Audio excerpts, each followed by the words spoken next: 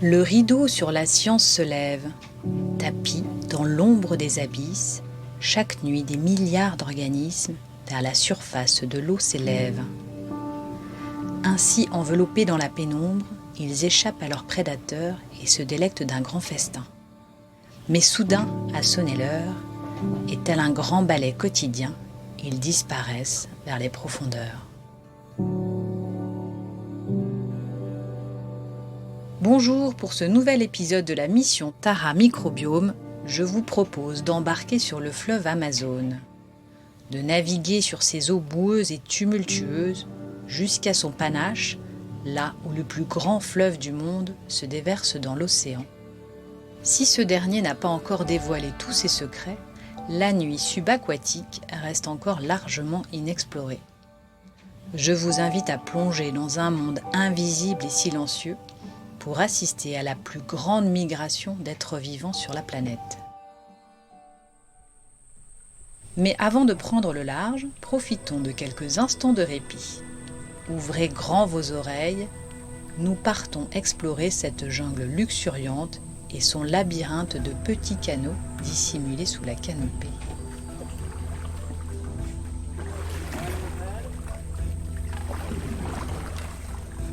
On va essayer de tourner.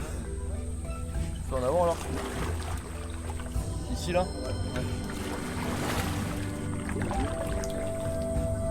Là, il y a un papillon bleu là, qui est juste là. Regarde. Tu vois? On est dans l'Amazone, dans un endroit très sauvage, avec beaucoup de végétation. Et on est dans une rivière très petite, alors on ne peut pas aller avec le moteur. On va à la palme. Et c'est très joli. C'est incroyable d'être ici, au milieu de cet endroit si sauvage et naturel.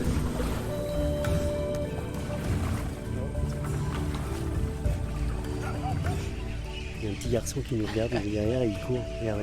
Il est parti se cacher à la fois.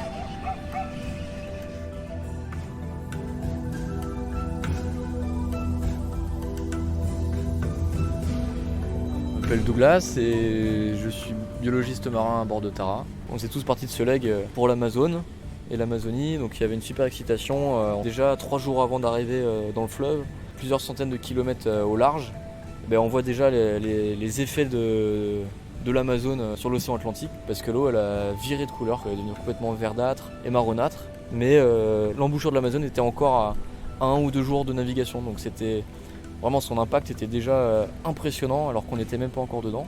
Ensuite, l'entrée dans ce fleuve, c'était l'immensité. L'embouchure est vraiment énorme, on voit pas les 2 rives lorsqu'on rentre dedans. Puis il y avait la forêt qui était là, les odeurs, on arrivait de nuit en fait. On peut commencer à bien sentir l'air de la forêt qui arrive, l'odeur de terre. Après, on a vu les dauphins roses. Donc ça, c'est une espèce qu'on pensait pas pouvoir voir parce qu'elle est très rare. Donc on a eu beaucoup de chance pour ça, c'est sûr.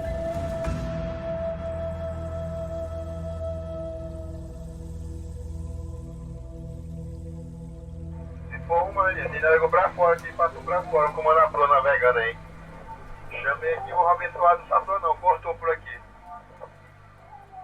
Aí, fomos de fora, ele tá comendo sem não, comendo sem estranho aqui.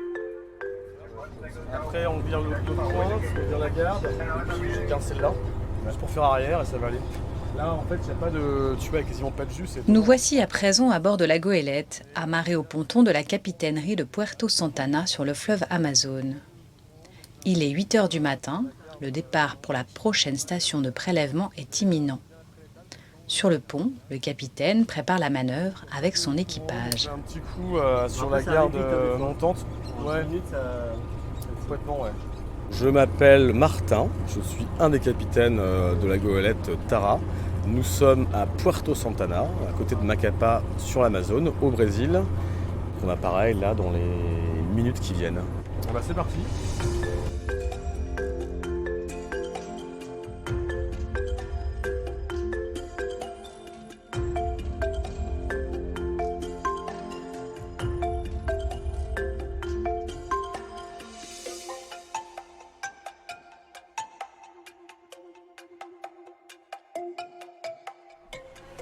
Ce qui est intéressant avec la venue de Tara là, en 2021, c'est que ça correspond à peu près à 20 ans, à 3 mois près, quand Tara s'appelait à l'époque Seamaster, qui était commandé par Sir Peter Blake.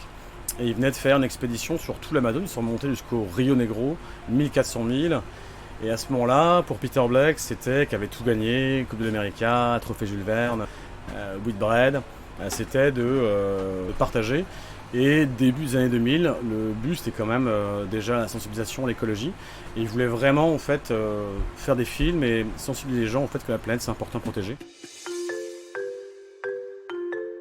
Là je suis en timonerie, on est en fait dans une station, ce qui est important c'est qu'il y a plusieurs cette expédition microbiome, en fait il y a plusieurs sujets. L'objectif c'était de prélever ce qu'on appelle les Amazon Plum, donc le panache du fleuve.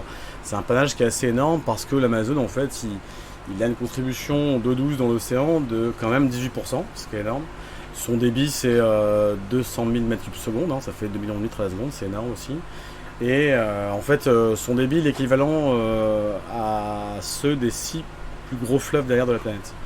Voilà, c'est quand même quasiment un cinquième de l'eau douce apportée à l'océan. L'Amazon, son panache donc, s'étend quasiment des Antilles jusqu'au Sénégal. Il est un peu poussé par le courant nord-Brésil et donc ce qui était intéressant c'est d'étudier en fait qu'est-ce qui sort de ça, quelle est sa contribution. Ce qu'on fait en ce moment, c'est de finir la première partie de la station. C'est-à-dire qu'on a prélevé de 11h à maintenant 18h30 local. On attend qu'il fasse bien nuit, là on va se laisser coucher et on va faire le même protocole mais de nuit. Puisqu'effectivement on ne pêche pas la même chose la nuit que le jour puisque le phytoplancton, donc les algues, elles vivent à peu près dans là où il y a la lumière en fait entre la surface et 50 mètres. Et le zooplancton, lui, il vit entre 400 et 500 mètres. Et toutes les nuits, il remonte pour manger ce phyto parce que comme ça, il est à l'abri des prédateurs. Chaque nuit, sur la planète, il y a une migration massive de milliards et de milliards d'organismes qui viennent manger en fait dès que la nuit tombe. La nuit enveloppe le pont de Tara. Scientifiques et marins travaillent à la lumière des projecteurs. Les premiers filets chargés de plancton remontent sur le pont et avec eux quelques surprises. C'était dans le filet manta. Donc c'est un filet de surface. Ça a la forme d'un cône long, très fin. C'est très petit, 1 centimètre je dirais. Mais ce n'est pas du phytoplancton. Donc c'est un animal, probablement du zooplancton puisqu'il dérive. Ce qui est visible pour nous là dans le panache, c'est que quand on fait un filet à plancton, on a des espèces très différentes la nuit par rapport au jour. Ces migrations de zooplancton, on appelle ça des migrations nictémérales. C'est la plus grosse migration en termes de masse déplacée sur Terre et ça se passe chaque jour et chaque nuit dans les océans. Pour donner un ordre d'idée, un copépode ça fait autour de 1 mm et il va remonter de 500 mètres de profondeur jusqu'à la surface en 2 heures. Donc rapporté à sa taille, c'est comme s'il est à la vitesse d'un avion Rafale. Et bien sûr, ça a des conséquences pour l'écosystème, puisque quand ce zooplancton il mange toutes ces cellules de phytoplancton en surface et qu'il redescend après avoir fait son festin pendant toute la nuit, au petit matin il redescend dans les profondeurs, il va emmener avec lui toute cette biomasse. Voilà, on considère que ça participe peut-être au tiers de l'export de carbone vers les profondeurs, donc c'est un chiffre qui est assez important.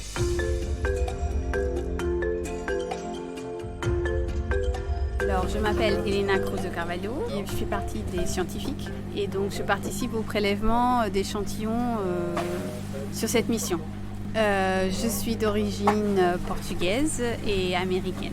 Donc là, on est en ce moment en train de faire des prélèvements de nuit. Donc on a fait des prélèvements de jour justement pour voir cette variation entre le jour et la nuit.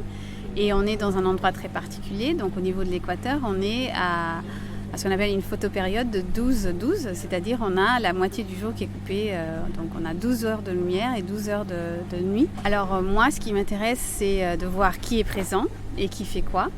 Et donc la façon de faire, c'est qu'on a plusieurs filtres et on va filtrer des choses différentes. Et donc il y a des filtres qui sont spécifiques pour les populations, donc pour détecter qui est là. Et alors comment on fait? C'est en faisant des extractions d'ADN. Et donc on a des marqueurs qui nous permettent d'identifier les différentes espèces, les grands groupes de micro-organismes qui sont présents. Là, je crois que je suis arrêtée. Donc voilà, là on est dans ce qu'on appelle le wet lab. Tout ce bruit, c'est des pompes qui pompent l'eau de mer sur un système de filtres. Et donc, chaque filtre va figer ou piéger différents paramètres. Donc, il y a l'ADN environnemental, il y a les particules, donc le sédiment, il y a le mercure. On va aussi regarder la chimie de l'eau. Et puis le métabolome, donc en fait toutes les métabolites qui sont produits par les micro-organismes. Aujourd'hui c'est assez particulier parce qu'on est en train de faire des prélèvements de nuit. Le labo il est bien clair et c'est beaucoup plus agréable de travailler de nuit que de jour parce qu'il fait très très chaud là où on est, au niveau de l'équateur. Et donc c'est beaucoup plus agréable d'être là en train de... Donc j'ai arrêté les pompes et on va voir tout de suite la différence de bruit.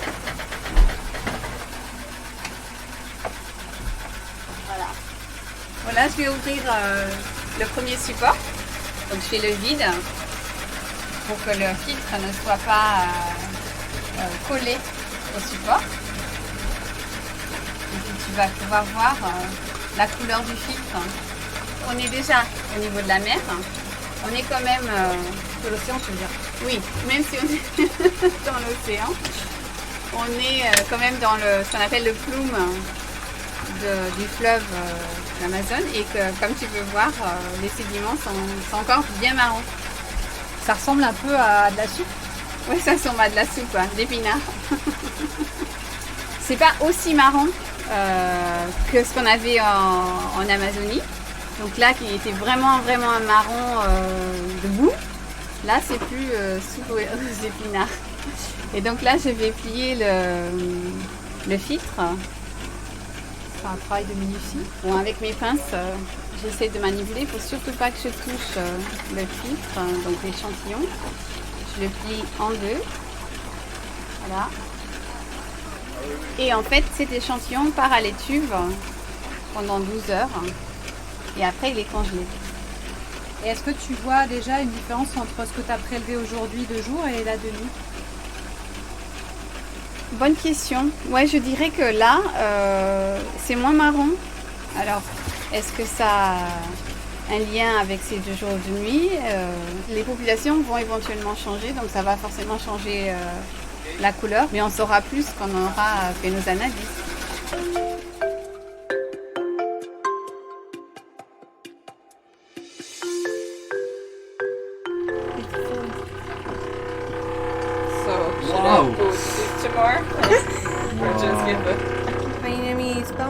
Je m'appelle Paola Hubert. Je suis d'origine argentine et je travaille au Brésil. Ici, dans le panache, je pense que nous sommes dans un bloom d'une espèce de phytoplancton.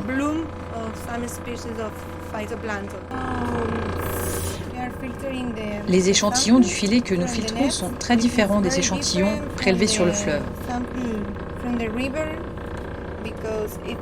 Ils ont certes la même couleur, mais dans le fleuve, il s'agissait seulement de sédiments. Là, nous pouvons sentir que ce ne sont pas que des sédiments, qu'il y a aussi du phytoplancton. C'est incroyable. Ça sent comme des algues.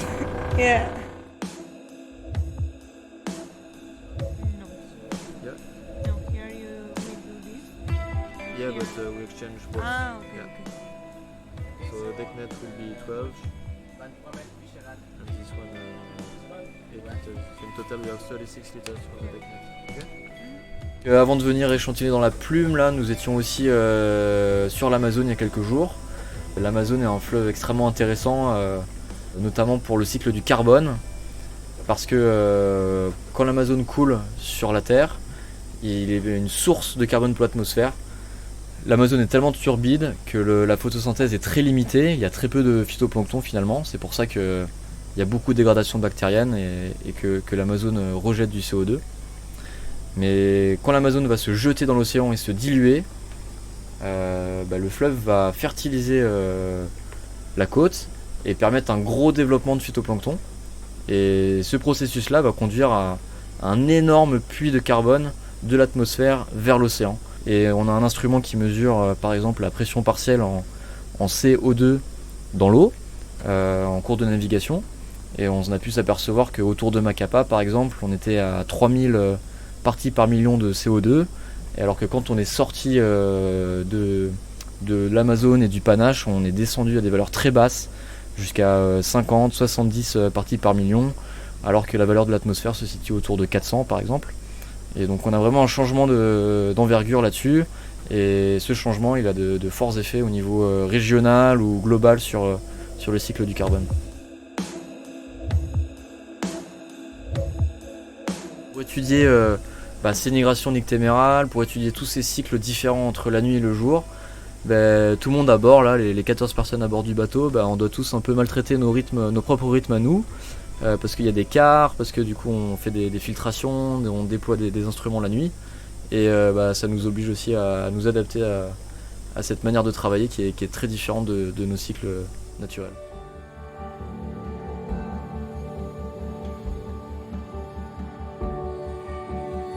Il est proche de minuit. La 42e station de prélèvement touche à sa fin. L'équipage lève l'ancre et la goélette reprend sa route.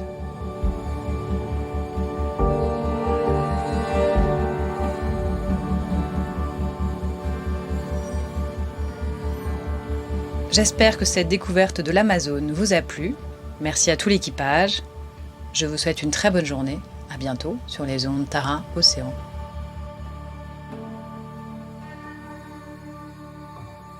Un reportage de Maëva Bardi.